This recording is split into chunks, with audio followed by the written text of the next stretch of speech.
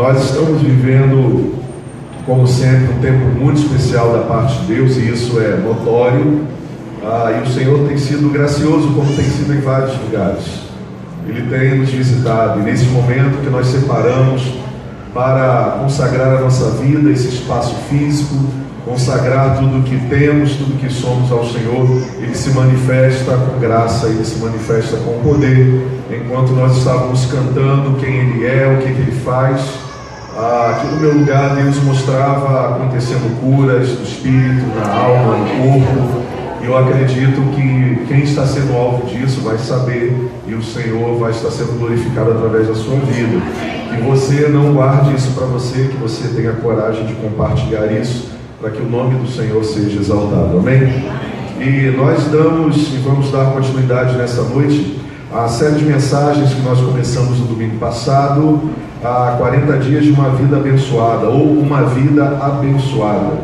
E para tanto, nós começamos na semana passada, no domingo pela manhã, domingo à noite, domingo pela manhã também hoje e agora à noite, trazendo a memória na semana passada alguns bloqueadores que impedem a minha vida de viver, de ser alvo das bênçãos de Deus. Na semana passada nós identificamos que o alvo principal do Senhor na nossa vida, no primeiro momento, é o nosso coração, porque tudo tem a ver com o coração.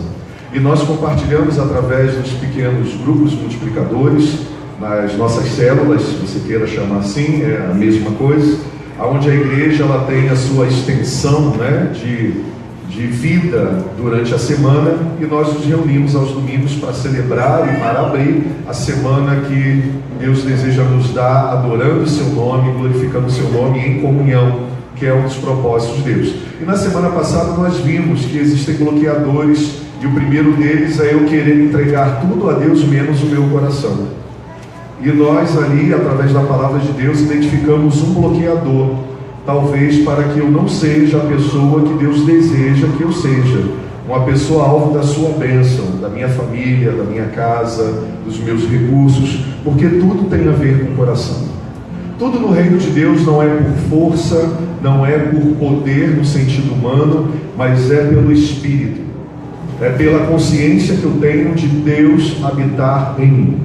E tudo começa com o coração, e nós vimos alguns exemplos na semana passada de pessoas que doaram o seu coração, não tiveram dificuldade de doarem o seu coração para Jesus, e algumas pessoas que tiveram dificuldade de doar os seus corações para Jesus, como o jovem rico, que tinha muita dificuldade de entregar aquilo que era mais precioso para o Senhor, o seu coração, logo a sua vida. Algumas pessoas, e não poucas, decidiram na noite passada, domingo passado, entregarem as suas vidas e os seus corações a Jesus. Então nós vimos que um bloqueador é o entregar tudo, menos o coração. Vimos que existem pessoas que não têm dificuldade de ofertar ao Senhor, de dizimar. Tem gente que nem cristã é e dizima. Tem gente que nem cristã é, não frequentam uma igreja, não fazem parte da família da fé aqui nessa terra, mas não tem dificuldade de serem muito generosas em relação aos recursos. Pessoas de todas as faixas sociais. Mas o Senhor deseja o nosso coração, porque o nosso coração é o bem mais precioso, porque representa a nossa vida. Nosso coração representa a nossa vida. Identificamos que um dos inibidores é não nos tornarmos filhos de Deus, de direito e de fato. Estarmos realmente reconhecendo Deus como Pai. Na semana passada tivemos a oportunidade de fazer isso. Nesta semana nós já vamos começar a dar o segundo passo, para 40 dias de uma vida abençoada.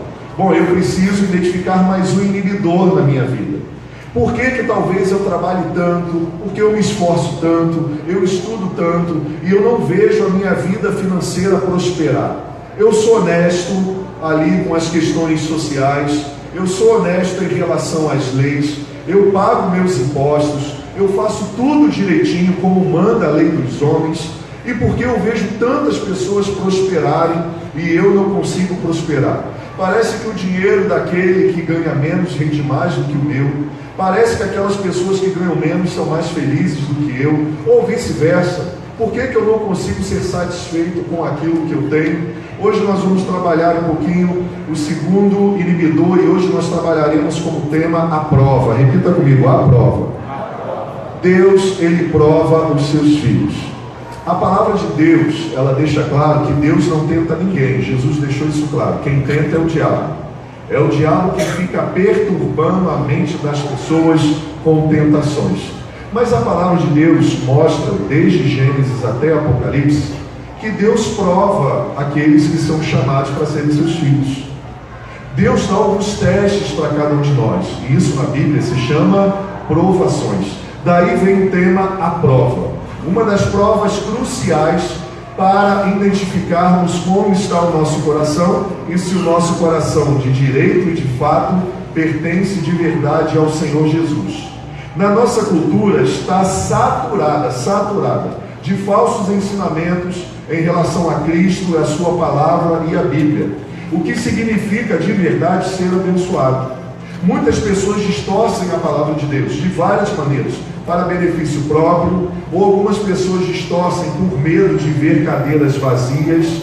As pessoas e alguns líderes têm medo de pregar a verdade sobre a palavra de Deus, por serem mal interpretados, como por exemplo, você já deve ter ouvido em vários lugares, que quando nós falamos sobre recursos, bênçãos, ou falamos sobre dízimo, a primeira coisa que o pastor quer é o teu bolso, é o teu dinheiro. Então, no meu chamado, para eu atender o meu chamado de ser um missionário e ser um pastor, uma das maiores dificuldades para mim era essa. Como eu iria lidar com pessoas que olham para a gente, hoje, no nosso contexto social, aquelas que não nos conhecem, e taxam todo pastor como ladrão, como se não houvesse médico ladrão, político ladrão, pedreiro ladrão, carteiro ladrão, dona de casa ladra, e tantas pessoas, porque isso não tem a ver com o título ou com a vocação que exerce, isso tem a ver com o caráter.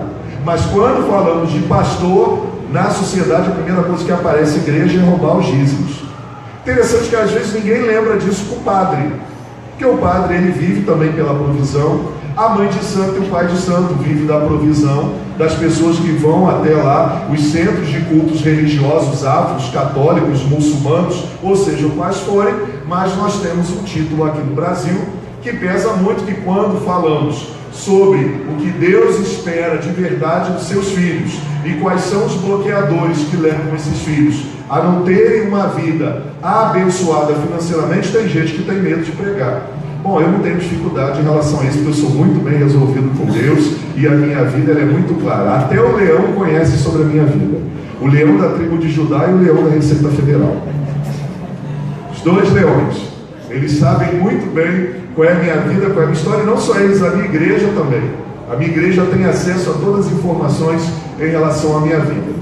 Mas nós vamos falar hoje sobre esse assunto, que é um desafio para a vida de alguns. Qual é a verdadeira origem da bênção do Senhor? Temos muitos preconceitos do que seja uma vida abençoada. Nós pensamos em muitas coisas ligadas a receber, mas começamos a aprender na semana passada que uma vida abençoada tem a ver com dar, com ser generoso. Ser generoso realmente é uma fonte inesgotável e real da atenção de Deus sobre a nossa vida e sobre a nossa presença. E qual é a origem disso? Bom, se vamos à origem certa e de lá partirmos, nós precisamos ter o mesmo conceito que nós acabamos de cantar agora. Senhor, a partir de hoje eu quero construir a minha vida a partir de Ti. Nós cantamos isso. Aí você pode falar assim, eu não cantei isso. Eu não cantei isso. Mas talvez você tenha esse desejo. E passa pela nossa vida, e tudo que passa pela nossa vida tem a ver com o que eu preciso colocar aos cuidados do Senhor Jesus. Então, nesta série hoje, nós vamos trabalhar esse tema, a prova. Uma das maiores provas da nossa vida que Deus traz é a nossa relação com o dinheiro. Nós vamos falar hoje sobre um princípio bíblico chamado dízimo, maaser, 10ª parte. Há um texto completo sobre esse assunto em Malaquias, que são princípios muito importantes e divinos, e nós nos deteremos a alguns ensinamentos e atitudes práticas que Deus espera para eliminarmos esse inibidor das bênçãos de Deus sobre a nossa vida e caminharmos com uma vida abençoada. Mas antes de falarmos de Malaquias, é importante darmos uma introdução também sobre isso, porque muitas pessoas falam assim, pastor, dízimo é coisa do Antigo Testamento. Pastor, as coisas do Antigo Testamento nós não temos que trazer para o presente na nova aliança. Então tá bom. Então se você pensa assim, nós temos um princípio. No Antigo Testamento era proibido matar, então agora no Novo Testamento a gente pode matar, certo? No Antigo Testamento diz: o Senhor é o meu pastor e nada me faltará. Isso não serve para mim, porque isso é o Antigo Testamento. No Novo Testamento a gente não vive isso. Nós temos o princípio da criação em Gênesis. Deus criou o homem e a mulher. Não, isso não serve, porque isso está lá no Antigo Testamento. A gente vive a nova aliança no Novo Testamento. Aí eu pergunto para você, quem foi que falou para você que o Antigo Testamento ele foi excluído com a vida do Novo Testamento e com a nova aliança? Você deve ter ouvido isso de algum estudioso, algum teológico. Esses teológicos que estão por aí, eles têm uma atitude, um conceito muito raro em utilizar a palavra de Deus para benefício próprio, para reafirmar aquilo que eles acreditam e combater aquilo que eles não acreditam. Eles utilizam a palavra de Deus para benefício próprio, igualzinho Satanás fez lá em Lucas 4 e Mateus 4, usando a palavra contra a própria palavra, que é Jesus Cristo, e é sem noção, cara, para tentar desvirtuar Jesus do propósito de redenção da humanidade. E aí Satanás toda hora trazia a palavra e falava para Jesus: está escrito, Jesus, como se Jesus não soubesse. Aí Jesus virava para Satanás e falava assim: mas também está escrito. Aí Satanás virava para Jesus e falava assim: está escrito. Aí Jesus virava para Satanás e falava assim: Satanás, mas também está escrito. O que Jesus estava falando com Satanás naquele momento? Satanás, você está utilizando a palavra de Deus fora do seu contexto para benefício próprio, para ganhar aquilo que você deseja.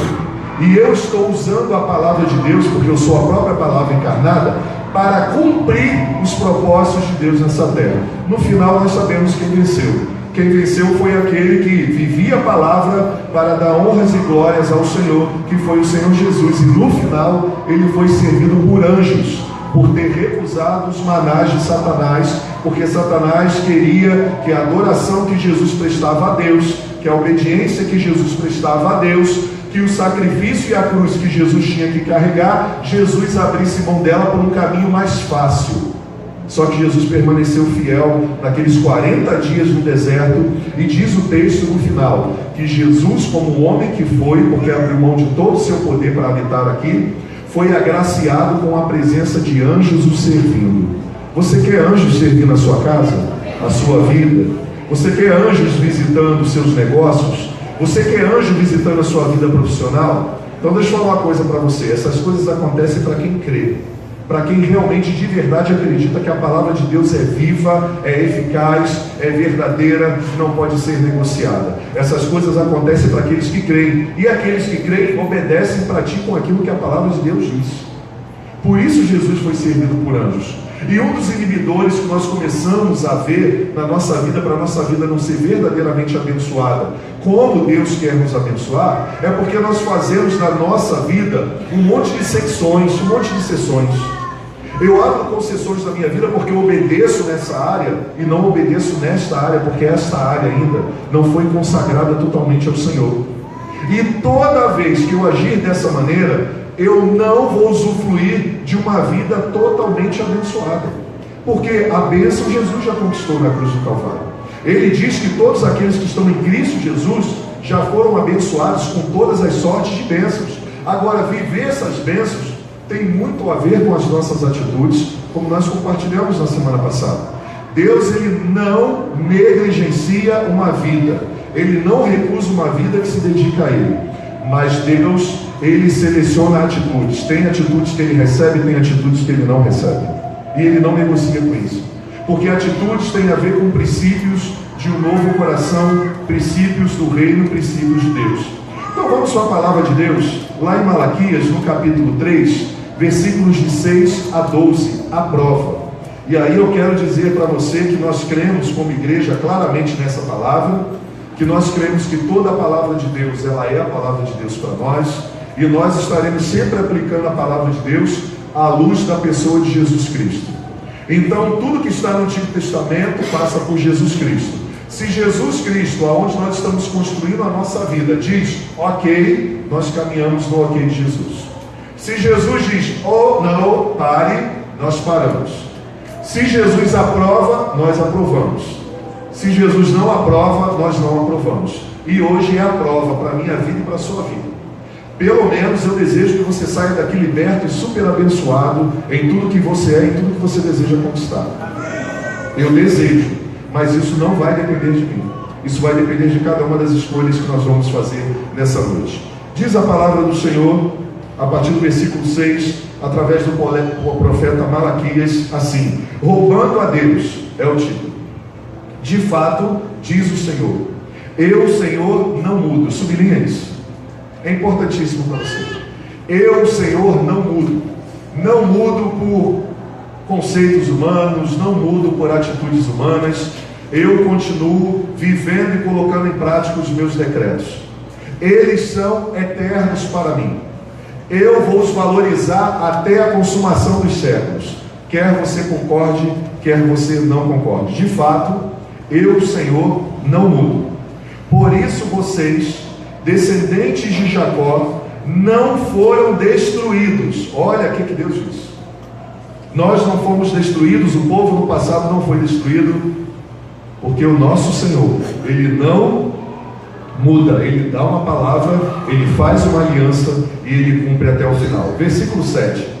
Desde o tempo dos seus antepassados, vocês se desviaram dos meus decretos e não lhes obedeceram. Voltem para mim e eu voltarei para vocês, diz o Senhor dos Exércitos. Mas vocês me perguntam, como voltaremos? Pode um homem roubar a Deus? O Senhor responde mesmo: contudo, vocês estão me roubando. E ainda perguntam, como é que roubamos? Ou como é que te roubamos? O Senhor diz, nos dízimos e nas ofertas. Vocês estão debaixo de grande maldição, porque estão me roubando. A nação toda está me roubando. Tragam o dízimo todo ao depósito do templo, para que haja alimento em minha casa. Ponham-me à prova, diz o Senhor dos Exércitos, e vejam, se não vou abrir as comportas dos céus e derramar sobre vocês tantas bênçãos, que vocês nem terão onde guardá-las. Impedirei que pragas devorem suas colheitas, e as videiras nos campos não perderão seu fruto, diz o Senhor dos Exércitos. Então todas as nações os chamarão felizes, porque a terra de vocês será maravilhosa, diz o Senhor dos Exércitos. Vocês têm dito palavras duras contra mim, diz o Senhor. Ainda assim perguntam, o que temos falado contra ti? Vocês dizem, é inútil servir a Deus. O que ganhamos quando obedecemos aos seus preceitos e ficamos nos lamentando diante do Senhor dos Exércitos? Por isso agora, consideramos felizes os arrogantes, pois tanto prosperam os que praticam mal, como escapam ilesos os que desafiam Deus. Depois, aqueles que temiam o Senhor conversaram uns com os outros, e o Senhor os ouviu com atenção. Foi escrito um livro, como memorial na presença acerca dos que temiam o Senhor e honravam o seu santo nome. No dia em que eu agir, diz o Senhor dos Exércitos, eles serão o meu tesouro pessoal. Eu terei compaixão deles como um pai tem compaixão do filho que lhe obedece. Então vocês verão novamente a diferença entre o justo e o ímpio, entre os que servem a Deus e os que não servem a Deus. Que seja abençoada e abençoadora a palavra de Deus na nossa vida e através da nossa vida. Vamos compartilhar um pouquinho os princípios bíblicos, identificar alguns dos inibidores para não termos a vida abençoada que Deus deseja para cada um de nós. Você tem sonhos em relação ao seu trabalho? Você tem sonhos em relação à sua carreira profissional? Você tem sonhos em relação à administração dos seus recursos? Você tem sonhos em passar em concursos públicos? Você tem sonho em ter uma vida financeira estável em um tempo de crise financeira nesse país? Deixa eu contar um testemunho para você.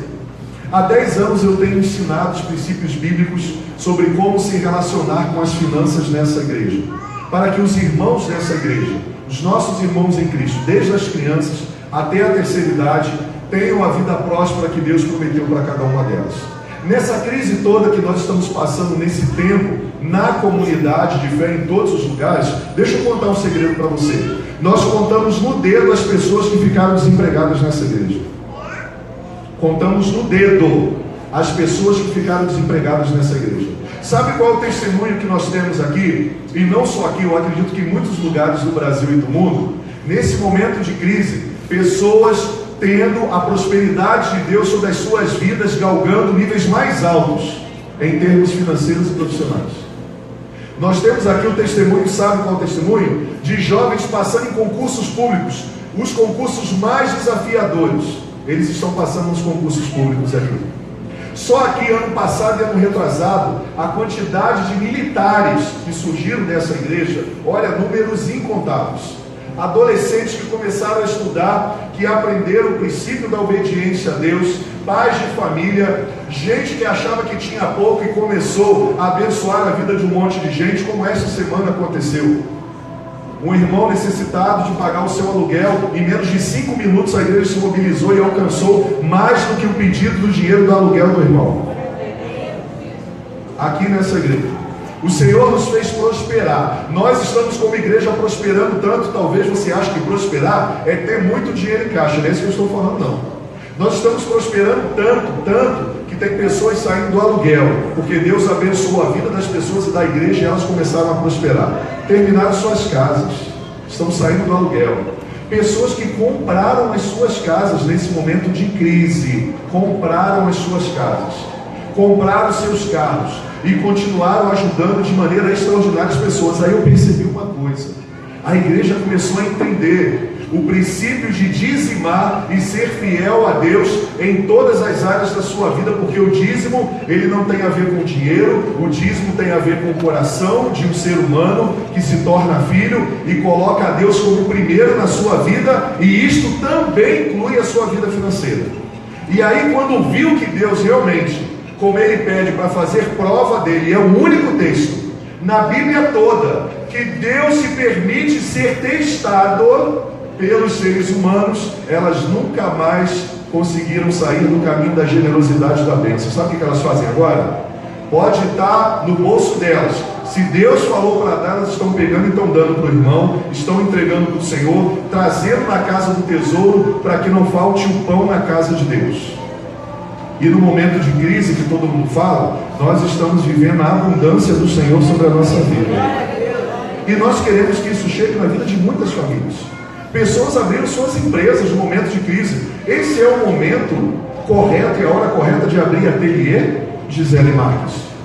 Não é agora. A gente está vivendo crise. Com quem está vivendo crise? A crise está na terra dos humanos, meu filho. O reino de Deus nunca viveu em crise. O reino dos céus não está em crise.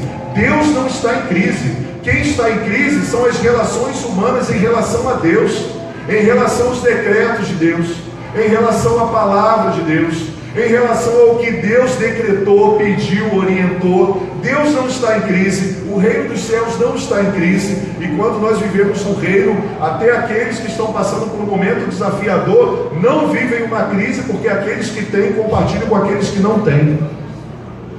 Desculpa falar isso para você, porque o objetivo não é deixar você constrangido, é para que você seja alvo de uma vida completa e abençoada de Deus. Eu quero lembrar para você que os maiores milagres de provisão e de cuidado de Deus sobre o povo de Israel aconteceu no deserto árido humano. Foi o momento de maior provisão de Deus, foi quando o povo hebreu estava passando pelo deserto para herdar a terra prometida. E muitas pessoas se focam na terra prometida. Eu gosto muito de me focar no processo, no momento que nós passamos pelo deserto, porque os melhores milagres de Deus acontecem naquele momento para aqueles que obedecem e creem, apesar de, como era a propósito inicial de Deus, até aqueles que não creram, resmungaram, reclamaram, falaram mal da carne, da água, da sombra e do sol, foram agraciados por Deus no processo até a terra prometida. Mas sabe o que aconteceu com eles? eles ficaram mortos no deserto, porque o Senhor falou: por causa da desobediência de vocês, por falta de fé, por causa da murmuração, vocês viram milagres, e agora vocês vão morrer no deserto e não vão herdar a terra prometida. Morreram. Deus decretou: esta geração não vai entrar na terra prometida. Apenas 2 homens que cumpriram com fidelidade e lealdade aquilo que o Senhor tinha prometido. Alguém lembra o nome deles? Josué e Caleb. Por que contra todas as previsões humanas, eles se posicionaram e falaram: o Senhor falou, o Senhor prometeu, Ele vai cumprir. O Senhor prometeu, o Senhor falou, Ele vai cumprir. Nós apenas temos que permanecer fiéis ao que Deus falou, o que Ele disse, porque é Ele que está encarregado de entregar nas nossas mãos. E isso tem a ver com a fidelidade em Deus, a vida de um verdadeiro dizimista. Ele doa a sua vida, Ele doa o seu tempo, Ele doa tudo que Ele é e tudo que Ele tem. No versículo 6 diz algo importante aí nesse texto. O primeiro deles é: eu sou o Senhor e não mudo. O que significa isso? Deus continua sendo o mesmo. No versículo 7, uma outra verdade: vocês se desviaram dos seus decretos, ou dos meus decretos, diz o Senhor. O que significa isso? Princípios normais de comportamentos estabelecidos por Deus não podem ser negligenciados na minha caminhada. Princípios comportamentais e habituais determinados por Deus não podem ser negligenciados na minha caminhada. E o dízimo é um princípio normal de comportamento pelo qual os filhos de Deus demonstram a gratidão a Deus pela provisão que Ele envia diariamente. O que significa o dízimo na vida de um cristão? A declaração de gratidão e fidelidade a Deus em reconhecimento de toda a provisão que Ele traz para a gente. Por isso que aqui na nossa igreja, o momento de dízimos e ofertas não é um momento de peso. O momento em que aparece um irmão com necessidade não é um momento de peso. Nós não somos daqueles que vemos uma mensagem e não colocamos nada depois de um pedido, porque nós sabemos que ali Deus está nos dando uma oportunidade de fazermos parte daquilo que Ele está fazendo no mundo, coisas extraordinárias. E as pessoas também abençoadas somos nós. Então nós entendemos que o momento de dízimos e ofertas é um momento de adoração. É o momento de nós entregarmos as nossas primícias. Por isso nós começamos o culto no primeiro dia da semana, no domingo, de manhã, e ficamos o domingo celebrando ao Senhor. Sabe por quê? Porque o princípio das primícias, de colocar Deus como primeiro, ele também é praticado através do nosso tempo. Claro que ele não se limita mais na nova aliança no domingo, mas eu pergunto para você: qual dia nós ofertamos ao Senhor de verdade? Diante de tanto corre-corre, de tantas atividades, de preocupação em estudar mais, em trabalhar mais, em conquistar mais, em desmembrar os papéis sociais que nós desenvolvemos, que nós paramos de verdade um dia para separar meia hora para a leitura da palavra de Deus e oração. O que seria de nós se não tivesse o domingo? O que seria de nós se não tivesse a igreja reunida numa estrutura? O que seria de nós se não tivesse vocacionados para ministrar a palavra? Então, quando o Senhor fala que nós devemos trazer o dízimo ao altar do templo, para que não falte pão na casa do Senhor, Ele está falando sobre tudo isso que a igreja deve proporcionar para o mundo, para a minha vida e para a sua vida. Por exemplo, agora, você está recebendo pão, você está recebendo pão dos céus, e não falta pão, sabe por quê? Porque a igreja se reuniu para bancar um pastor, para que ao invés de ele ganhar os seus sonhos, as suas atividades fora, ele recebeu o chamado de Deus para se dedicar, para ensinar o povo e viver para o Senhor integralmente. Não só um, graças a Deus. Nós somos tão abençoados que nesse momento de crise nós não contratamos um pastor, nós temos mais de 6 pastores de tempo integral aqui na igreja. Uns de fato de direito e outros que estão nos seminários formando. E quem olha para a nossa igreja acha que a nossa igreja arrecada fortunas. Deixa eu contar uma coisa para você: você não sabe de nada. Você não sabe o milagre que a gente vive semanalmente. Você não sabe como Deus multiplica os recursos desse lugar. Diante de todas as previsões contrárias, os amigos falam assim: cara, você vai contratar mais um, cara? Cara, você não pode, não, tem um vocacionado ali, precisa de um pastor para pastorear os jovens e adolescentes. Vai. Precisa de um líder na adoração, é tão bom, né? Sermos abençoados com louvores, com notas tranquilas, não é verdade? A gente só não valoriza muito, a gente só percebe que não é importante quando a gente bota assim, né? Tadinho, o irmão que tem muito boa vontade, mas vem aqui e só dá facada, é uma linguagem musical, é facão. Aí a gente percebe que a nota tá fora, ai, louvor, ninguém toca a bateria direito, ai, o microfone não funciona, mas quando está tudo funcionando, a gente nem percebe que isso tem a ver com a fidelidade do Senhor em dízimos e ofertas. Mas quando a gente tem essa consciência, a gente começa a perceber o movimento de Deus em tudo, até no sabonete que a gente lava a mão no banheiro para ter a mão cheirosinha, até no papel toalha que a gente usa, até no lanche que os nossos filhos eles usufruem lá no momento agora, na projeção, no som, nos materiais, nos papéis que foram cortados. A gente acha que isso vem de onde? Vem do político? Não vem não. Isso vem do reino de Deus. Isso vem das pessoas que entenderam que isso é ato de adoração. E em cada entrega, eu estou multiplicando a capacidade da igreja local, ou da igreja de Cristo, né, espalhada por toda a face do mundo, de alcançar a vida de todas as pessoas e de todas as faixas etárias. Então nós entendemos esse momento. A palavra de Deus nos chama a entender algumas coisas. Você nunca conseguirá dar o dízimo até que você consiga dar. Pode ter certeza disso. Você nunca vai conseguir dar o dízimo se você não começar a devolver ele para o Senhor. O dízimo, ele significa a 10ª parte daquilo tudo que eu ganho de Deus, para devolver para Ele como ato de adoração, reconhecendo que Ele é o primeiro na minha vida. Para os dizimistas eu não preciso falar isso, porque eles sabem. Você pode identificar através de uma vida de uma pessoa próspera, abençoada, que o primeiro princípio que ela guarda na sua vida é o princípio de dizimar. Ela sabe o que é dela e ela sabe o que é de Deus. Na verdade ela empresta muito, dificilmente ela vai pedir emprestado a alguém, porque ela tem a bênção de Deus sobre a vida dela, por estar cumprindo o decreto da primícia, de colocar Deus em primeiro lugar na sua existência. Ela sabe, porque ela é consciente disso, que a mão de Deus, o poder de Deus e a bênção de Deus, exatamente como a palavra ensina, está sobre a vida dela. Então por que nós devemos obedecer às orientações do dízimo?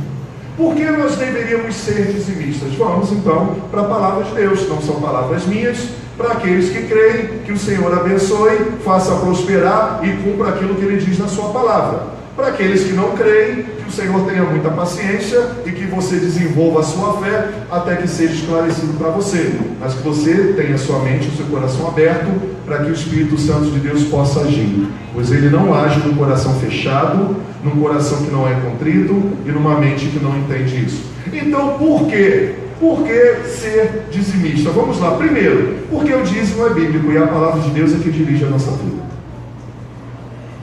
Esse motivo para nós já seria o suficiente, porque ele é bíblico. Vamos ver se ele é bíblico de verdade?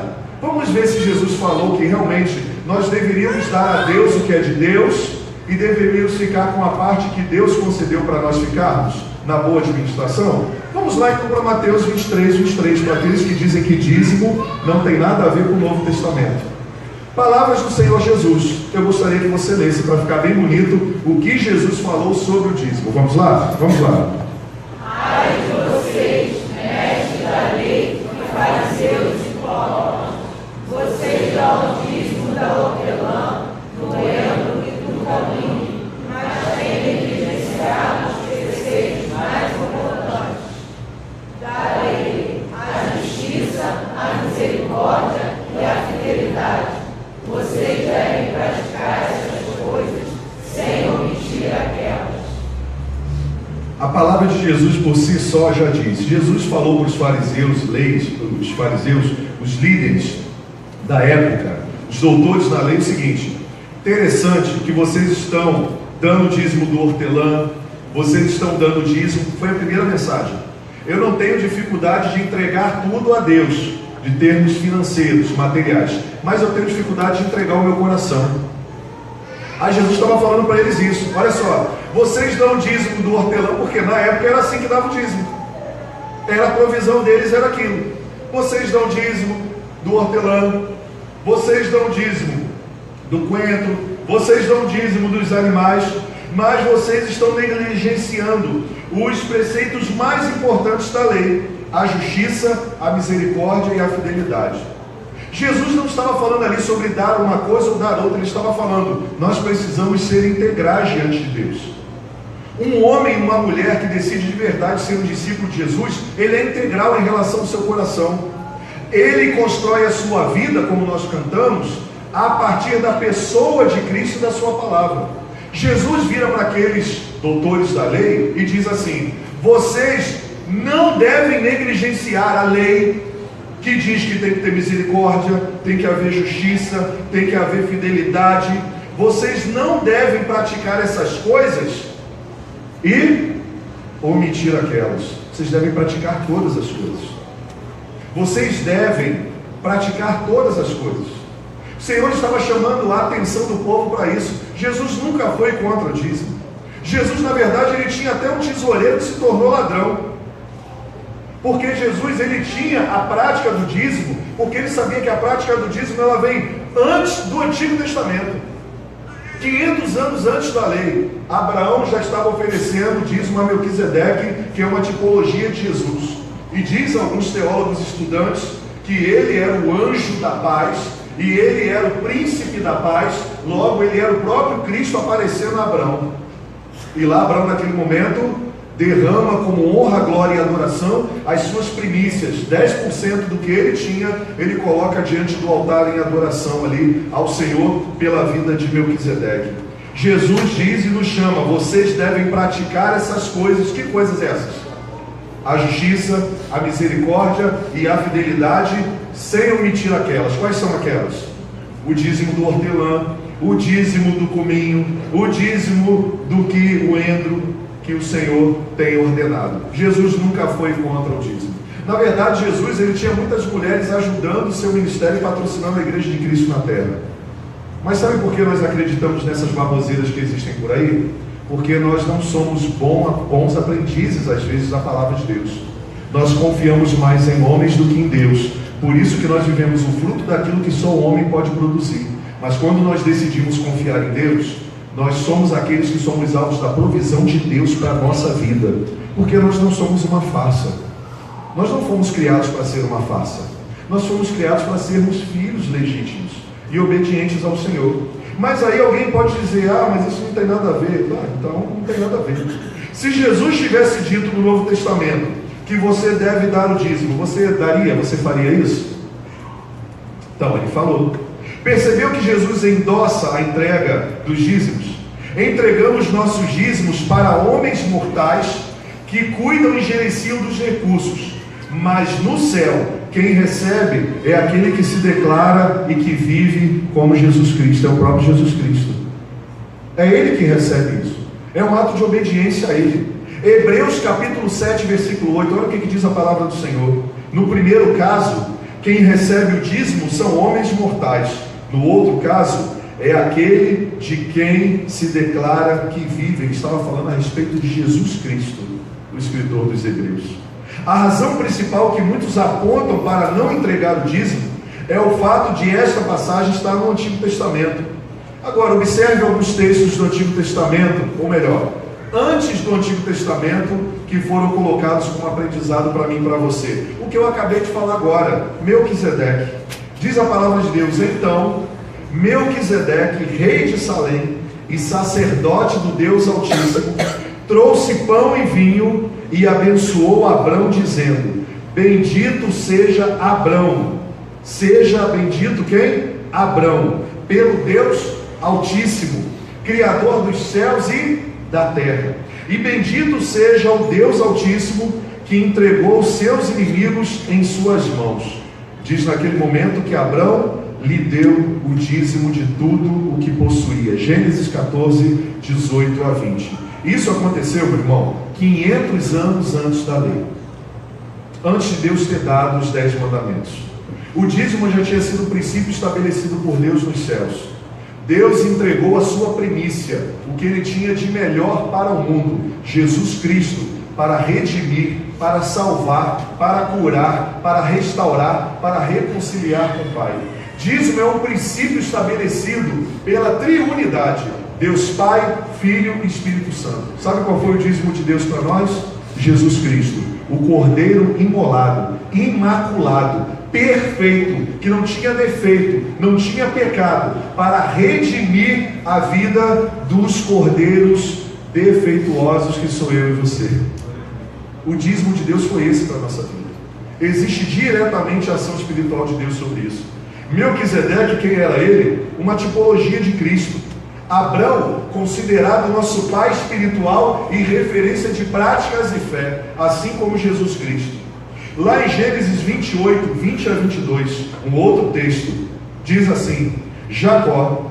Então Jacó fez um voto ao Senhor dizendo: se Deus estiver comigo, cuidar de mim nesta viagem que estou fazendo, prover-me de comida e roupa, e levar-me de volta em segurança à casa de meu pai, então o Senhor será o meu Deus, e essa pedra que hoje coloquei como coluna servirá de santuário de Deus.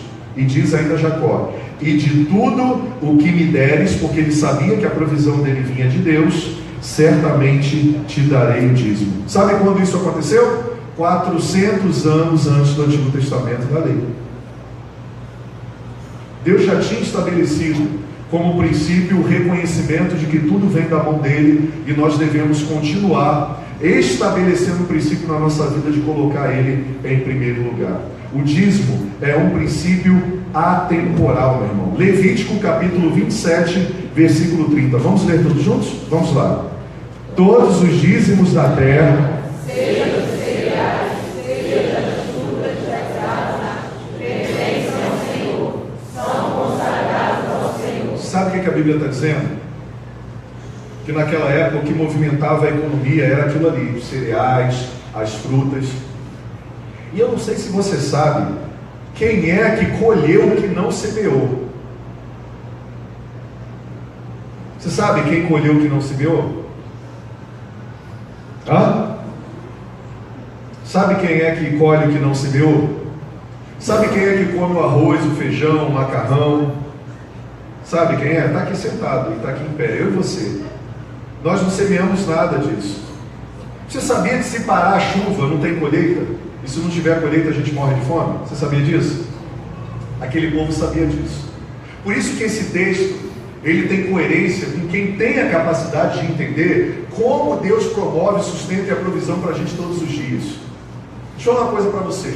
Se Deus não regar a terra, não tem comida na terra. Você pode ter dinheiro, mas não pode ter o que comprar. E minha avó sempre conversava comigo sobre isso. Meu filho, vai chegar uma época que muitas pessoas terão dinheiro, mas não terão que comprar. Você já foi na Venezuela, já ouviu as histórias que estão acontecendo na Venezuela? Que o povo tem dinheiro, mas não tem o que comprar? Por causa dos embargos que os outros países estão fazendo contra ela, por causa daquele governo ditador que está matando pessoas e atrocidando pessoas para perpetuar no poder. Meu irmão, quando a gente tem a consciência de quem é Deus e o que Ele faz diariamente para a gente, não existe possibilidade de a gente não reconhecer isso. E aí os produtores do campo, sabe o que eles faziam na época? Falavam assim: cara, a gente só produziu muito e bem porque o Senhor regou a terra, porque o Senhor abençoou e lançou as primeiras sementes, e agora nós estamos colhendo, e nós vamos fazer exatamente o que Ele falou. Vamos pegar agora 10% de toda essa colheita e vamos doar para a casa do Senhor, porque eles reconheciam que o Senhor era o provedor, e eles só estavam com comida na mesa, com provisão, com subsistência básica para a sua vida, porque o Senhor estava provendo. E o Senhor ali disse para eles: todos os dízimos da terra, todos, sejam de cereais, sejam das frutas, sejam das árvores, não pertencem a nós, pertencem ao Senhor, são consagradas ao Senhor.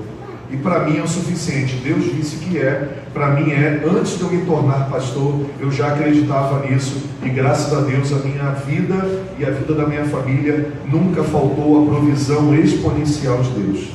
Segunda coisa importante, o motivo de sermos dizimistas: entendermos que o dízimo é um teste.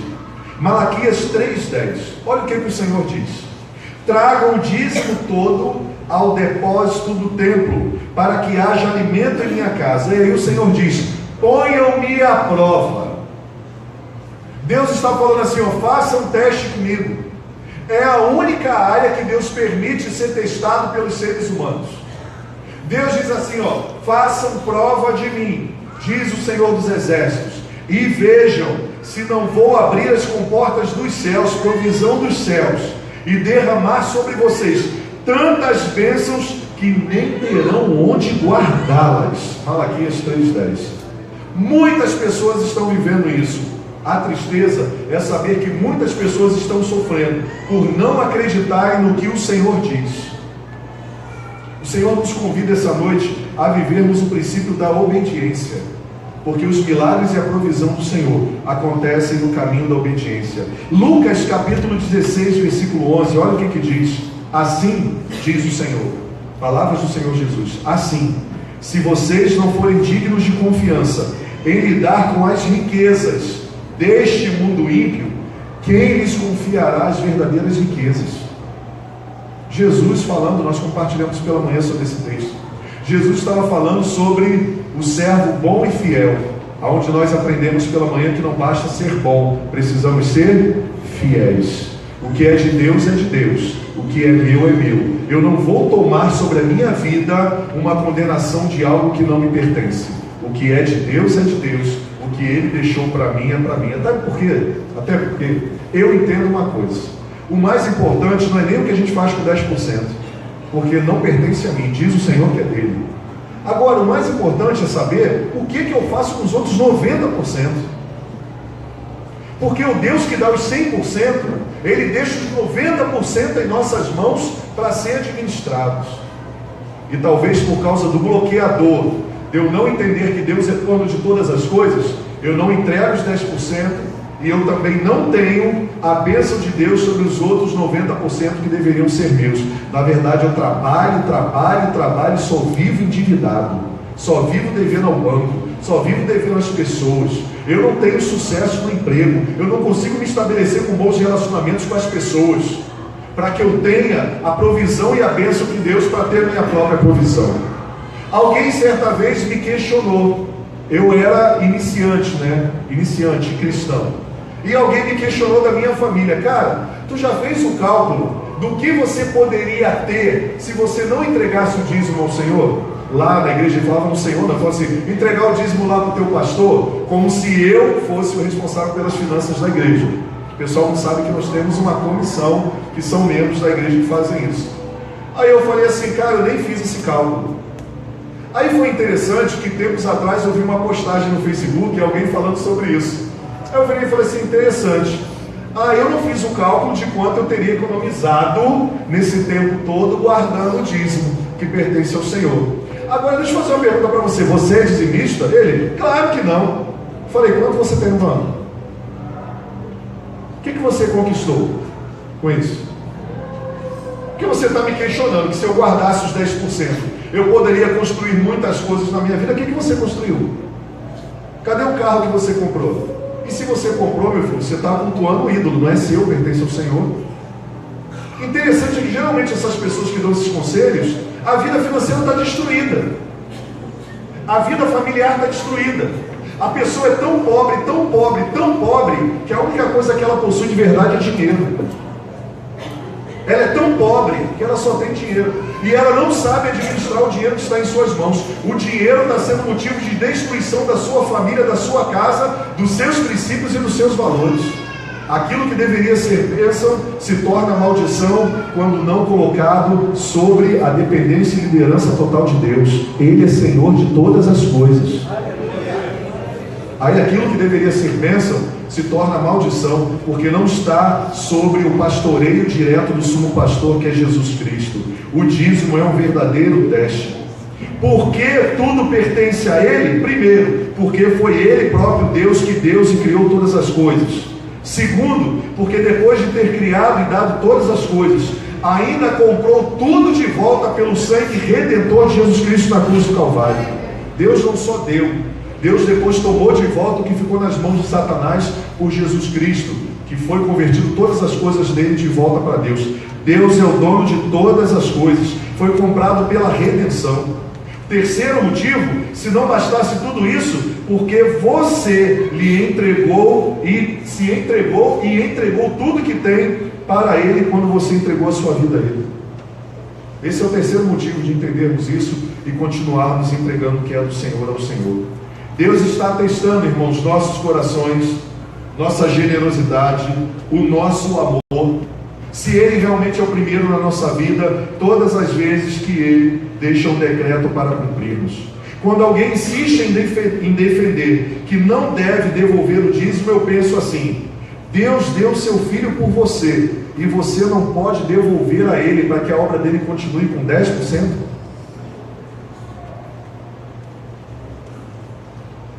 Deixa eu falar uma coisa para você.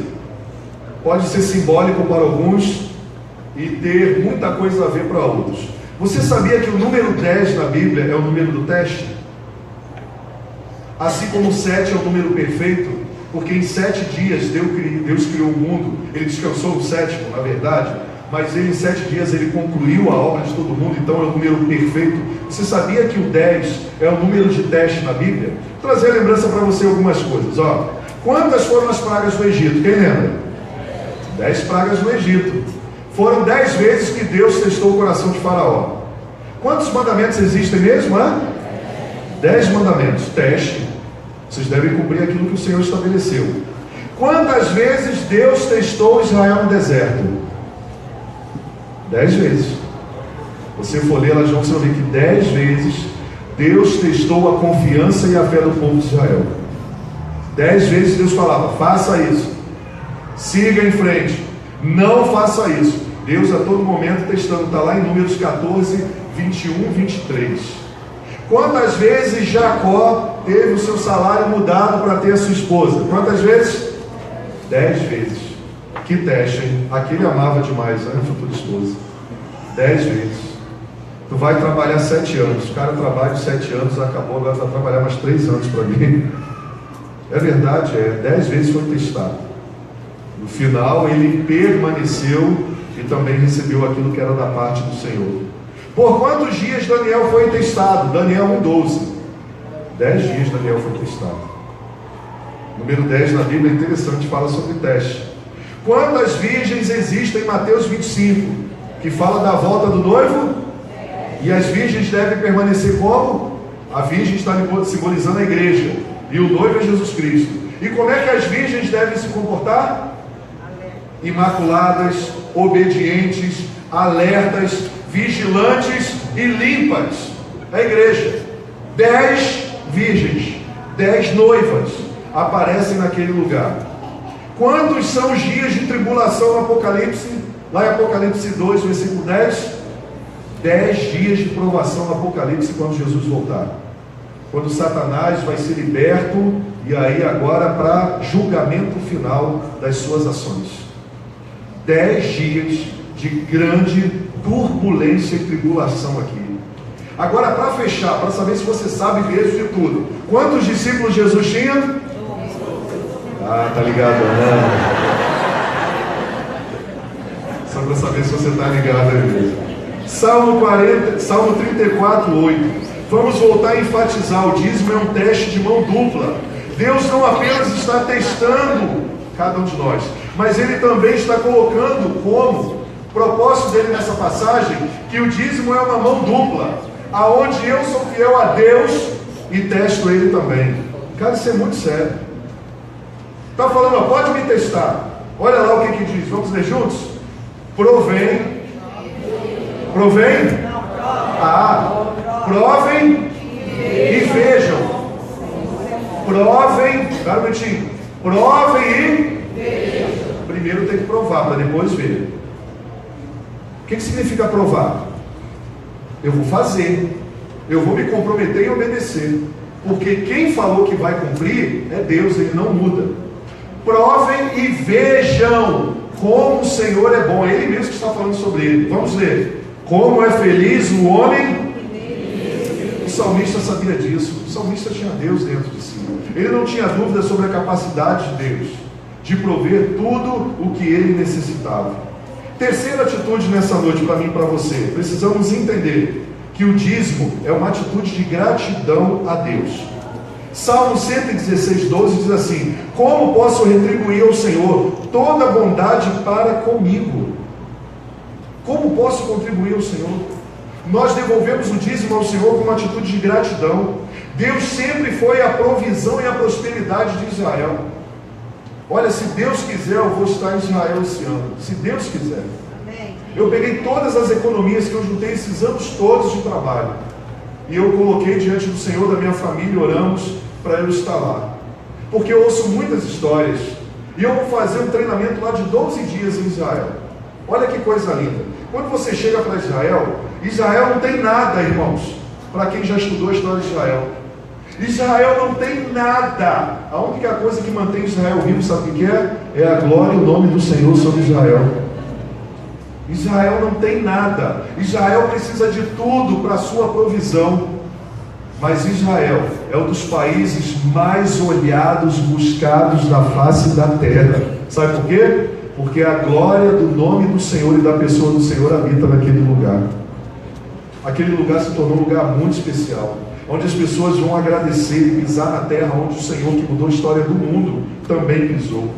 O Senhor espera que o seu povo seja obediente e compreenda que o dízimo é uma forma de reconhecer o seu cuidado e um lembrete do seu favor que se estende de geração em geração. Eu tenho o maior prazer de ensinar os meus filhos que eles devem devolver ao Senhor com gratidão tudo aquilo que o Senhor mesmo nos dá.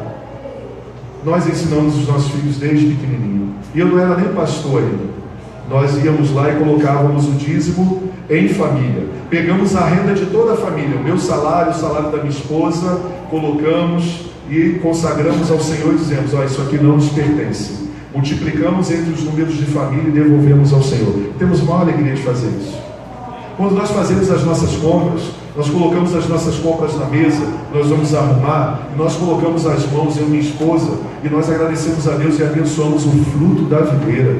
Nós abençoamos aqueles que plantaram, que colheram, aqueles que semearam, mas acima de tudo aquele que mandou a chuva, para que nós pudéssemos ter o nosso papazinho de hoje, o nosso alimento e a nossa provisão. Porque o Senhor, Ele sempre será o primeiro em nossas vidas. Deus não precisa do nosso dinheiro, mas Ele pode fazer que a nossa vida financeira tenha um propósito eterno, deixe um legado, expanda o seu reino e nos proporcione alegrias e conquistas. Deus não precisa do nosso dinheiro. Ele deseja que nós vivamos a bênção que Ele quer trazer sobre a nossa vida. A ingratidão, meu irmão, é um tipo de amnésia, quando nós não reconhecemos quem é Deus nas nossas vidas e o que Ele faz de verdade nas nossas vidas.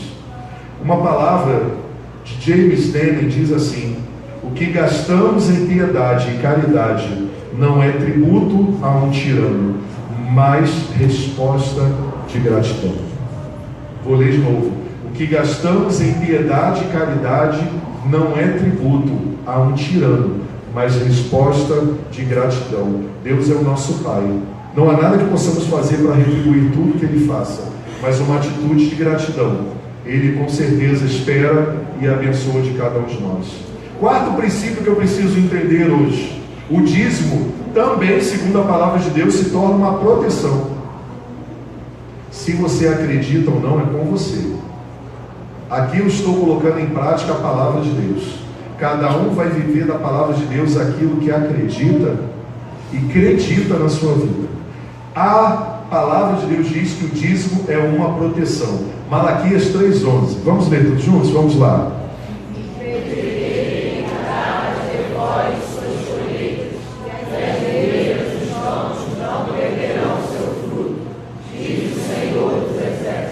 Eu acredito nisso. Eu tenho experiências extraordinárias de não ver o diabo de mim mesmo gastar de maneira indevida os recursos que Deus me dá, a começar por mim mesmo. De outras maneiras, não ver o devorador mesmo. Se você acredita nele ou não, eu não sei. Eu não acredito nele que ele é mentiroso, mas eu sei o que ele pode fazer. E ele faz desgraças na vida de muitas pessoas que estão vivendo fora da bênção de Deus, em suas famílias, ao ponto daquilo que deveria ser bênção se torna maldição, não por Deus, mas porque a pessoa decide viver e aplicar aquilo que Deus deu para ser bênção na vida ou em propósitos terceiros que não sejam de Deus. Segundo a palavra de Deus, o dízimo quebra a maldição e repreende o devorador. Assim que você e eu começarmos a dar, algo de bom sempre vai acontecer. João 10:10, Jesus enfatizou: o ladrão vem apenas para furtar, matar e destruir, mas eu vim para que tenham o quê? Vida e tenham vida plena. Bom, se Jesus falou que tem um devorador que vem para matar, roubar e destruir, seria muita inocência eu achar que ele também não age nas finanças. Como é que Satanás destrói um país? Agindo através das vidas no seu poder econômico. Corrupção. Você está vivendo o fruto do devorador aqui no Brasil? Estamos todos vivendo de maneira indireta ou indireta. Não estamos vivendo mais por causa da graça de Deus. Mas o devorador está tirando o dinheiro da saúde, da educação, do saneamento básico, do transporte público. Em todo lugar está tendo corrupção. Mas aí a gente reclama, né, daqueles que estão lá em cima. Foi isso que Deus estava questionando ao povo. Vocês estão reclamando que as autoridades estão oprimindo vocês. Vocês estão reclamando que eles são desonestos. Vocês estão reclamando que os povos vizinhos estão oprimindo vocês. E vocês ficam se perguntando por que estão acontecendo essas coisas. Será que pode um homem roubar a Deus? Deus diz: pode. E estão me roubando nos dízimos e nas ofertas. O que Deus está dizendo? Nós não estamos colocando Deus em primeiro lugar em nossas vidas. É isso que Ele está dizendo. Quantas vezes você se ajoelhou para orar pelo seu país?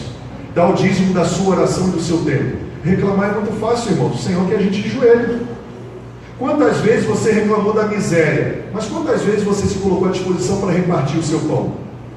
Quantas vezes você falou da falta de educação? Mas quantas vezes você patrocinou o estudo, pelo menos em parte, a partir das suas possibilidades, a uma criança e a um jovem que não tem condições de estudar? Quantas vezes? Você reclamou do traficante que botou a mão na esquina um fuzil e está vendendo droga? Quantas vezes você se importou de dedicar o seu tempo para evangelizar esse garoto que você via, que desde a infância já apresentava um comportamento distorcido em relação às leis e à ordem da sociedade? Não, mas a gente não tinha tempo de dar o dízimo ao Senhor, de estar militando as causas do Senhor, de estar preocupado com a vida do outro. Então a gente foi cuidar da nossa vida. E agora a gente percebe que cuidar da nossa vida sem colocar Deus em primeiro lugar e não se atentar com a vida das pessoas que estão do nosso lado, está atingindo a nossa própria vida. Porque agora a gente não tem mais condições de sair na rua tranquilo, porque aquele menino que eu não evangelizei está com um fuzil na rua para roubar o nosso patrimônio. E se fosse roubar só o patrimônio estava bom. Agora eles apertam o dedo no gatilho sem pensar. Porque o que leva eles a fazer isso não é só ruindade não, é também medo e alta proteção. É só ser muito inteligente, entre aspas, para entender isso. O medo leva a gente a fazer as maiores atrocidades da nossa vida. Mas a gente achava que não tinha nada a ver com a gente, era só o cuidado meu. Cuida do teu, que nada mais vai acontecer de errado. Agora o pessoal que morava na Zona Sul, que morava na Zona Sul de Nova Iguaçu, que morava na Zona Sul de Belfor Roxo, está vendo as suas casas ter o preço caindo lá embaixo, porque acharam que a violência, que o descaso, que a fome, que procurar Deus em primeiro lugar não tinha nada a ver, era só a gente se preocupar com a nossa barriguinha e está tudo certo. Cada um faz o seu e está tudo certo, parceiro. E agora nós estamos sendo atingidos por uma nação que não colocou Deus em primeiro lugar. Sabe, a bênção de Deus quer voltar para a gente. Começa a colocar Deus em primeiro lugar, irmãos. Começa a colocar Deus em primeiro lugar na sua vida. Esse é o desafio, o convite para a igreja de Jesus, a começar por mim. Coloque Deus em primeiro lugar nas orações. Coloque Deus em primeiro lugar na economia. Pare de ser corrupto e coloque Deus em primeiro lugar.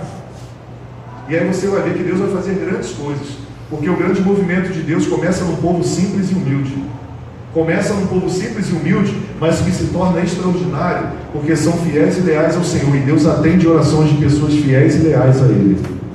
Pode ser pescadores, pode ser garis, pode ser adolescentes. Deus ouve as orações de pessoas verdadeiras. Deus ouve orações de pessoas que buscam de verdade, de fato e de direito. O dízimo é uma proteção. Não é exatamente o que muitas vezes vemos na vida de um cristão. O padrão do céu não é escassez, meu irmão. O padrão do céu é abundância. O pão nosso de cada dia nos dai hoje. O padrão do céu é não falta. o pão nosso de cada dia nos dá hoje.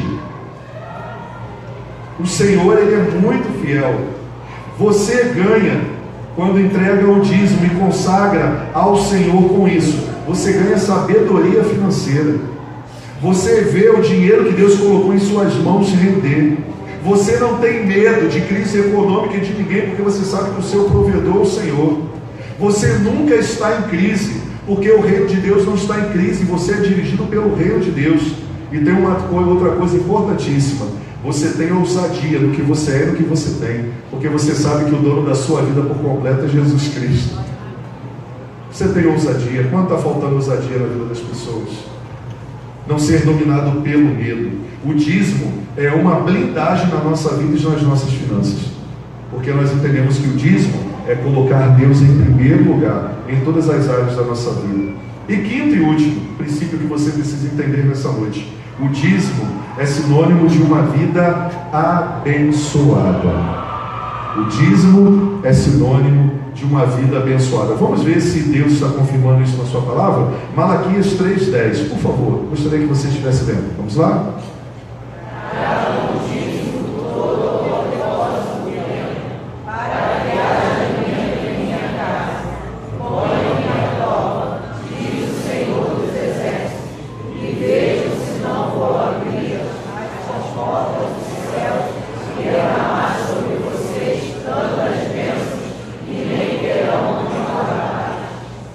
Você pode prover para si mesmo, ou você pode prover, consagrar ao Senhor e ver o Senhor multiplicar e também prover para você.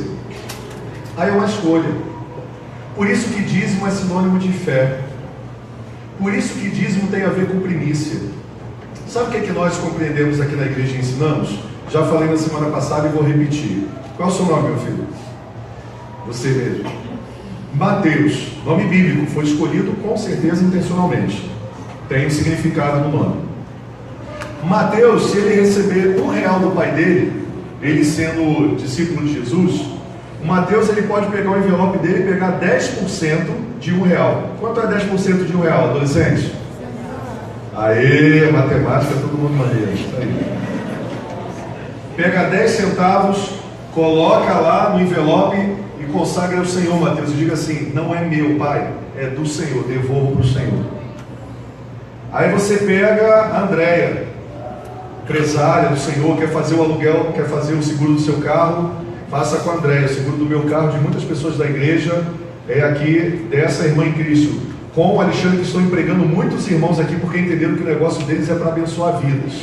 Então, já começaram a empregar alguns irmãos da igreja que estavam desempregados e sem poder, mas Deus proveu. Quando contrataram alguns irmãos que estavam desempregados, começou a ampliar o negócio, novas administrações, novos aluguéis aparecendo, porque Deus quer um bom motivo para Ele abençoar a nossa vida e nossas empresas.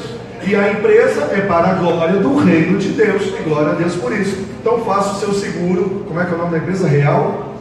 Forte Real, e você vai ver Deus prosperando na vida de muitas pessoas também que estavam desempregadas. E aí fiz a propaganda agora, tá vendo? E aí a Andréia, agora como empresária, vai entregar o dízimo dela, ganhou 10 mil por mês. Quem quer ganhar 10 mil por mês aqui? Todo mundo. Até eu quero. Até eu quero ganhar 10 mil por mês. Agora, quem vai ter a coragem de pegar R$1.000 e devolver com alegria ao Senhor? Algumas pessoas falam sim, outras, não, 1.000 é muito. Se ela dá 1.000, o outro dá 1.000, aí começa a adivinhar o quanto os outros dão. Aí é nessa que a igreja, é o que acontece, todo mundo acha que todo mundo dá muito. Ou devolve muito, é o princípio, né? Não dá. Aí a Andréia pega lá os R$1.000 de dízimo dela, coloca no envelope e devolve. Pergunto para você: quem foi mais fiel ao Senhor, o Mateus ou a Andréia?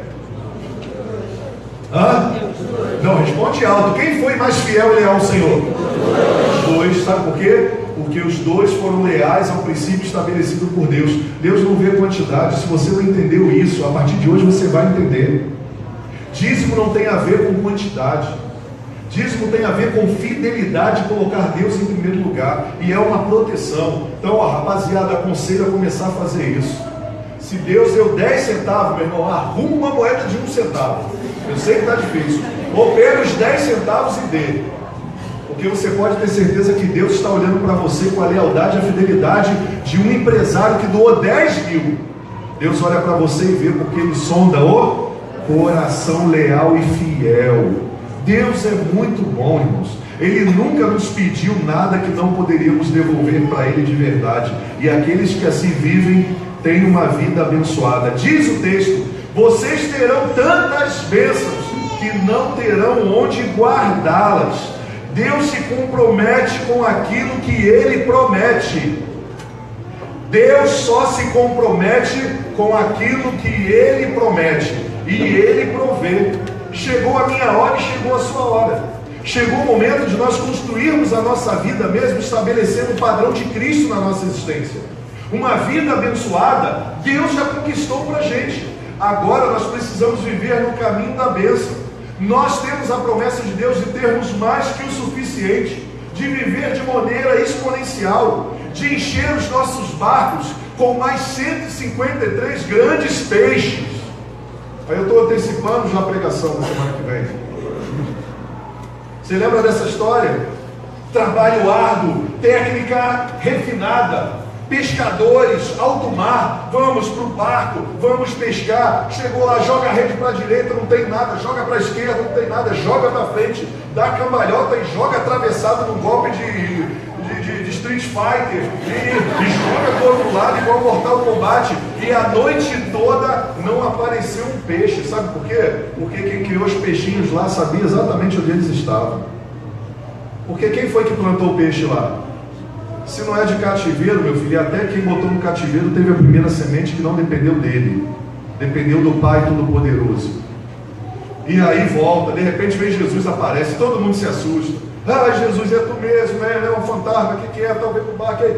Pô, a gente está riadão porque trabalhamos a noite toda e não conseguimos pescar. Não conseguimos a provisão para nós e para a nossa família. Jesus fala: entra no barco, vamos embora. Vamos para águas mais profundas. O Senhor está chamando a gente hoje para águas mais profundas. Fidelidade, fé e obediência são águas mais profundas. Quem acredita pode viver. Por isso que a decisão é sua. É sua, não é minha, é sua. Jesus diz para Pedro: Pedro, lança a rede agora para o outro lado. Senhor, você não está entendendo, eu sou pescador técnico formado em Harvard, pescador profissional, comandante do navio do barco. Já lancei rede para tudo quanto é lado, não tem, Senhor, peixe. Foi a noite toda, Senhor. Lança a rede, Pedro. Cala tua boca, pelo menos a primeira vez, e obedeça. Senhor, lança a rede, Pedro. Senhor, tá bom, eu vou lançar. Não acredito, não vou lançar. Pedro não estava acreditando em nada naquele momento. Às vezes a gente tem que obedecer sem acreditar mesmo, porque o princípio da obediência é fé. Senhor, eu não tenho fé suficiente, mas eu vou começar a obedecer até que alguma coisa aconteça. E aí Pedro, porque tu estás falando, Senhor, eu vou lançar a rede. Ele lançou a rede, 153 grandes peixes. Naquele momento teve que chamar os outros barcos para carregar, e houve ali um quebrantamento enorme, onde Pedro se afasta de Jesus e diz: Senhor, se afasta de mim. Se afasta de mim, Senhor, não se aproxima de mim não, porque eu sou um pecador. Jesus fala: Pedro, tu não entendeu nada, Pedro. Eu vim para que você tenha vida e vida em abundância, Pedro. Não é para você ter vergonha de mim ou medo, é para você agora recomeçar. E aí o Senhor nos chama para recomeçar. Nunca mais andar em escassez. Tudo conspira, irmãos, para não sermos fiéis dizimistas. Colocar Deus em primeiro lugar. Sabe por quê? Porque aquele que sabe que se nós formos leais ao Senhor, colocar em primeiro lugar em todas as nossas áreas, o que vai acontecer com a gente? É Satanás.